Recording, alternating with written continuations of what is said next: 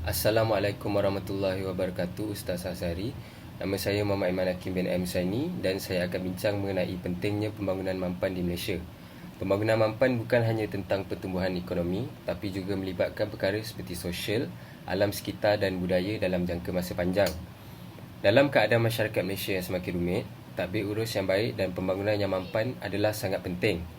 Bagaimana kerajaan menguruskan negara memainkan peranan penting dalam memastikan keputusan yang diambil mengambil kira keperluan semua pihak. Jadi isu etika juga menjadi penting kerana pembangunan mampan bukan sekadar tentang wang dan pertumbuhan. Nilai-nilai etika seperti keadilan dan keharmonian dalam masyarakat juga perlu diambil kira. Jadi dalam penyelidikan kami, iaitu analisis pentadbiran dan pembangunan mampan, menangani cabaran etika dalam masyarakat Malaysia, kami melihat sejauh mana tadbir urus yang baik dan pembangunan mampan telah memberi impak di Malaysia, khususnya berkaitan dengan isu-isu etika. Terima kasih. Okey, sekarang saya akan terangkan apa itu kerangka tadbir urus di Malaysia dalam pembangunan mampan. Mari kita lihat bagaimana struktur, dasar dan institusi kerajaan dalam membentuk pembangunan negara kita. Pertama sekali, mari fahami struktur tadbir urus di Malaysia. Jadi di Malaysia, kita mempunyai Perdana Menteri dan Kabinet yang memimpin negara ini. Ini membantu koordinasi pembangunan supaya semuanya adalah selaras. Seterusnya, terdapat dasar tadbir urus. Ia adalah panduan kerajaan untuk mencapai matlamat pembangunan. Contohnya, kita ada dasar dalam ekonomi, pendidikan dan kesihatan. Dan dasar ini perlu memikirkan masa depan dan alam sekitar. Seterusnya ialah institusi tadbir urus. Contoh institusi tadbir urus yang kita ada di Malaysia ialah SPRM dan Suakam. Mereka ni memastikan kerajaan berfungsi dengan baik dan mengikut nilai-nilai etika. Jadi bagaimana ianya berkait dengan pembangunan yang mampan? Jadi tadbir urus yang bagus membantu pembangunan yang tahan lama. Contohnya pemeliharaan alam sekitar dan investasi dalam teknologi hijau. Selain itu, etika juga adalah perkara yang penting. Nilai-nilai seperti kejujuran dan keadilan membimbing keputusan kerajaan untuk mencapai pembangunan yang mampan. Jadi, melalui kerangka tadbir urus di Malaysia, kita nampak bahawa struktur, dasar dan institusi kerajaan adalah perkara yang penting untuk kita mencapai pembangunan yang mampan. Dengan tadbir urus yang baik, Malaysia boleh terus maju sebagai negara yang bertanggungjawab dan mampan. Terima kasih. Assalamualaikum warahmatullahi. Nama saya Amir Aizat dan saya akan membentangkan tentang pembangunan lestari dan cabaran etika dalam masyarakat. Pembangunan lestari. Pembangunan lestari atau lebih dikenali sebagai pembangunan berterusan merupakan satu perspektif yang bertujuan memastikan bahawa pertumbuhan ekonomi, perlindungan alam sekitar dan kesejahteraan sosial dapat berterusan dalam jangka masa panjang. Inisiatif ini muncul sebagai tindak balas terhadap cabaran global yang dihadapi oleh masyarakat moden, seperti perubahan iklim, degradasi alam sekitar dan ketidaksetaraan sosial. Yang pertama ialah pengurusan sumber daya alam. Salah satu aspek utama dalam usaha pembangunan lestari adalah pengurusan sumber daya alam dengan bijaksana. Ini melibatkan pemahaman bahawa sumber daya alam adalah aset yang terhad yang perlu dijaga agar dapat memberikan manfaat dalam jangka masa yang panjang. Sebagai contoh, dalam sektor tenaga, peralihan ke sumber tenaga terbarukan seperti matahari, angin dan air merupakan langkah yang kritikal untuk mengurangkan ketergantungan pada bahan bakar fosil yang tidak terbaharu dan merosakkan alam sekitar. Yang kedua, pertanian lestari. Pertanian lestari menjadi fokus penting dalam inisiatif ini. Penggunaan baja organik, praktik pertanian tanpa bahan berbahaya dan konservasi air adalah langkah-langkah yang diambil untuk memastikan kestabilan pasukan makanan sambil menjaga kelestarian alam sekitar. Selain itu, pendekatan ini melibatkan pemeliharaan tanah untuk menjamin kesuburan tanah yang berlanjutan. Inovasi teknologi juga memainkan peranan dalam inisiatif pembangunan lestari. Pembangunan teknologi hijau seperti penggunaan tenaga yang efisien, sistem transportasi berterusan, semuanya menyokong tujuan pembangunan lestari dengan mengurangi jejak karbon dan kesan negatif terhadap alam sekitar. Yang seterusnya ialah perubahan tingkah laku masyarakat. Namun demikian, usaha pembangunan lestari tidak hanya terbatas pada dasar-dasar dan teknologi. Perubahan tingkah laku masyarakat juga merupakan salah satu kunci.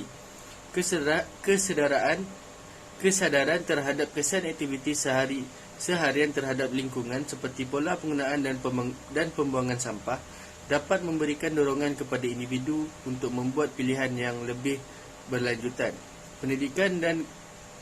Pendidikan dan informasi menjadi alat penting dalam membentuk sikap dan perilaku yang mendukung pembangunan lestari.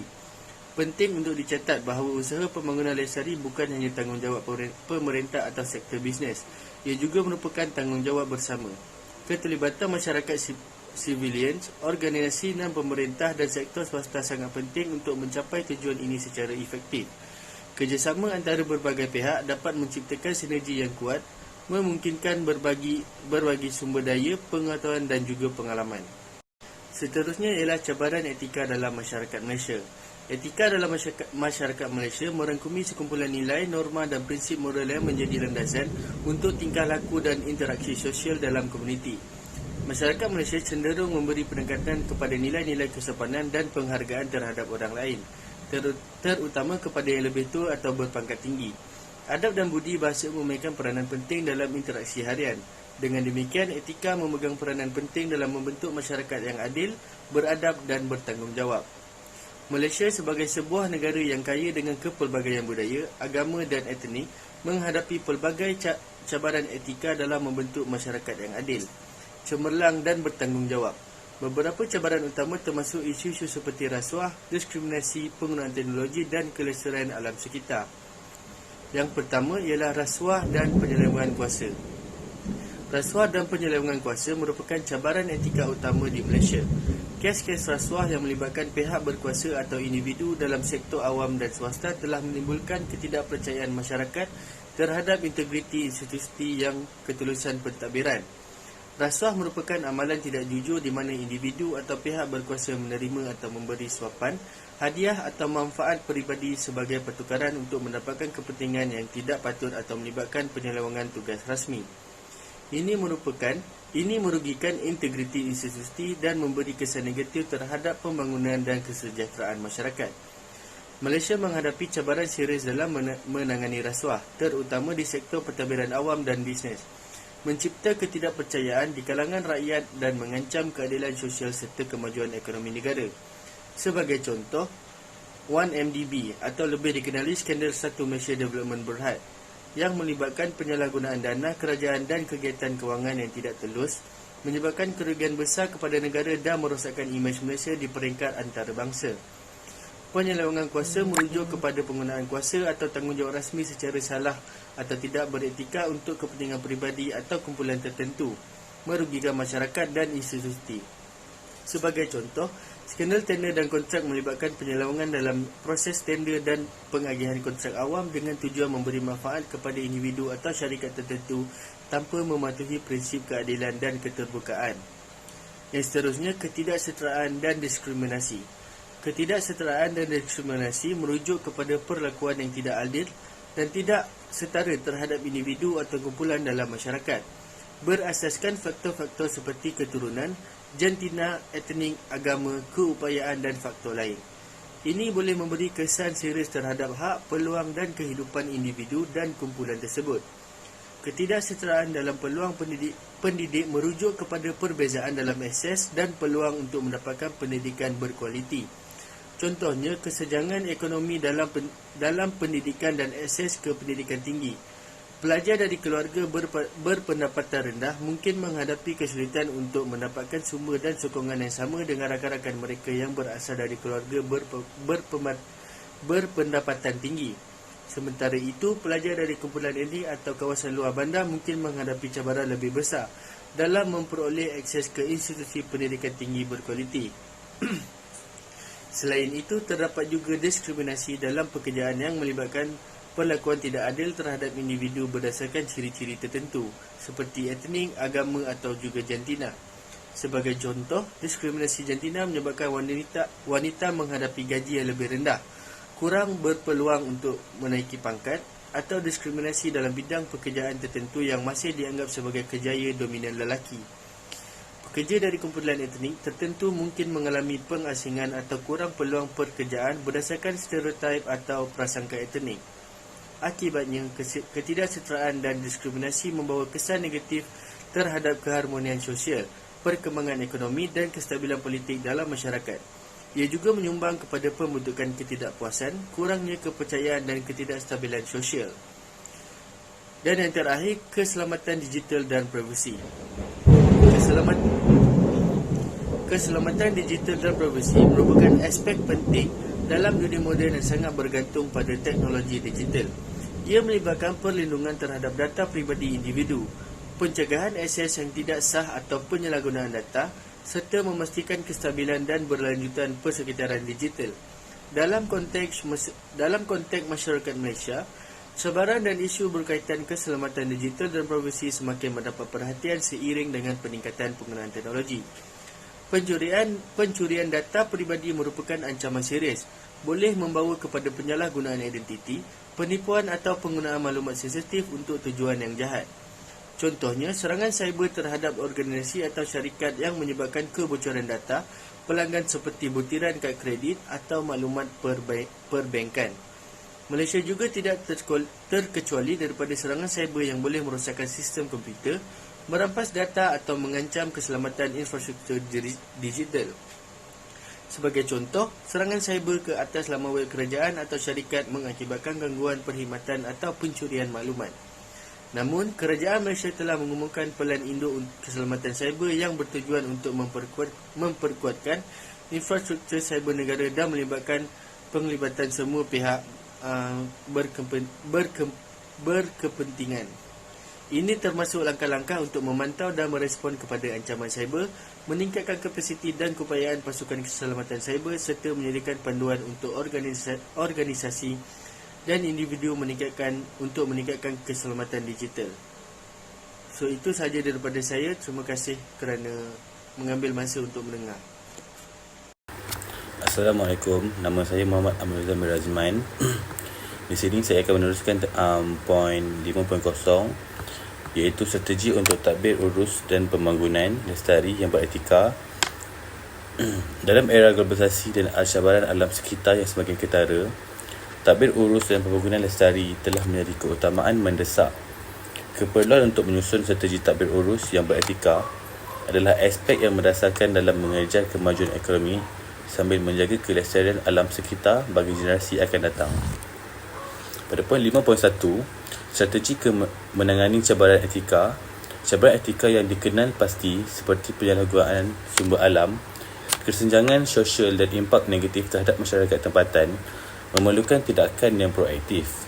Menetapkan kod etika dan garis panduan yang jelas bagi organisasi dan syarikat adalah langkah yang pertama. Sistem pelaporan etika juga harus diperkenalkan untuk memberi pekerja dan pihak berkepentingan mekanisme melaporkan sebarang kelakuan yang tidak beretika. Seterusnya, tadbir urus telus, accountable dan inklusif. Strategi tadbir urus yang beretika perlu meletakkan keutamaan pada tadbir urus telus, accountable dan inklusif. Ini melibatkan penekanan terhadap kejelasan dalam pengurusan, pemantauan dan pelaporan. Sistem accountability yang kuat harus diterapkan, memastikan setiap keputusan tadbir urus mesti bertanggungjawab dan bersifat etika. Inklusiviti memastikan pelibatan pelbagai pihak berkepentingan, termasuk masyarakat tempatan, untuk memastikan kepentingan semua pihak dipertimbangkan. Seterusnya, 5.3, pendidikan, kesedaran awam dan pelibatan pihak berkepentingan. Peranan pendidikan adalah penting dalam membentuk budaya perilaku yang beretika. Contohnya, melalui kurikulum yang memasukkan nilai-nilai etika dan kelestarian, sekolah dan universiti dapat melahirkan individu yang lebih peka terhadap impak tindakan mereka. Kempen kesedaran awam boleh meningkatkan pengetahuan masyarakat tentang isu-isu etika dan kelestarian. Pelibatan pihak berkepentingan seperti masyarakat sivil, kerajaan dan sektor swasta dalam dialog dan keputusan pembuatan dapat mengukuhkan budaya beretika dalam masyarakat. Akhir sekali, iaitu pada kesimpulan, strategi tadbir urus dan pembangunan lestari yang beretika memerlukan komitmen dan kerjasama dari semua pihak. Menerapkan nilai-nilai etika dalam setiap keputusan dan tindakan adalah asas ke arah mencapai keseimbangan antara kemajuan ekonomi, dan kelestarian alam sekitar. Melalui pelaksanaan strategi ini, masyarakat boleh meniti jalan yang beretika dalam membina masa depan yang lestari untuk generasi akan datang. Strategi untuk tadbir urus dan pembangunan yang beretika perlu melibatkan pendekatan menyeluruh dan holistik dengan menangani cabaran etika, mewujudkan tadbir urus yang telus dan inklusif serta memperkukuhkan peranan pendidikan dan pelibatan pihak berkepentingan. Kita boleh membina masyarakat yang beretika, lestari dan memastikan kebahagiaan generasi akan datang. Dengan memberi keutamaan kepada pertimbangan etika dalam setiap langkah, kita membina dasar dan amalan yang menghormati nilai-nilai kemanusiaan dan juga alam sekitar. Sekian sahaja daripada kami. Terima kasih.